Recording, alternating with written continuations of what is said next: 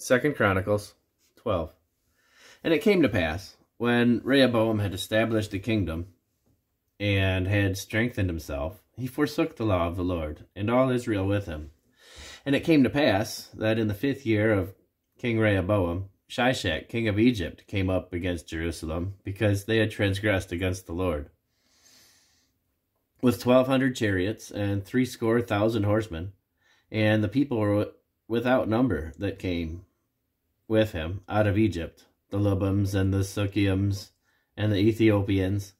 And he took the fenced cities which pertained to Judah, and came to Jerusalem.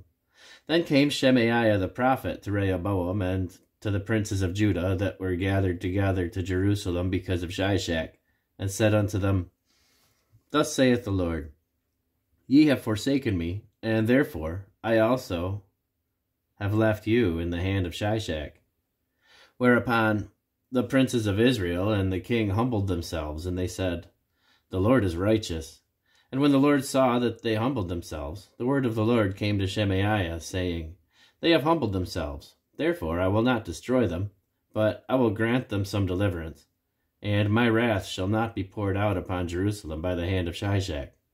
Nevertheless, they shall be his servants, that they may know my service, and the service of the kingdoms of the countries. So Shishak, king of Egypt, came up against Jerusalem, and took away the treasures of the house of the Lord, and the treasures of the king's house. He took all. He carried away also the shields of gold which Solomon had made. Instead of which, King Rehoboam made shields of brass, and committed them to the hands of the chief of the guard, that kept the entrance of the king's house. And when he entered into the house of the Lord, the guard came and fetched them, and brought them again into the guard chamber. And when he humbled himself, the wrath of the Lord turned from him, that he would not destroy him altogether. And also in Judah things went well.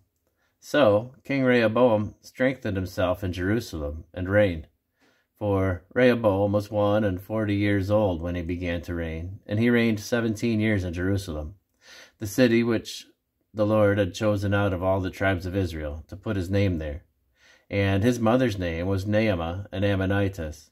And he did evil because he prepared not his heart to seek the Lord. Now, the acts of Rehoboam, first and last, are they not written in the book of Shemaiah the prophet, and of Iddo the seer concerning genealogies? And there were wars between Rehoboam and Jeroboam continually. And Rehoboam slept with his fathers, and was buried in the city of David. And Abijah his son reigned in his stead.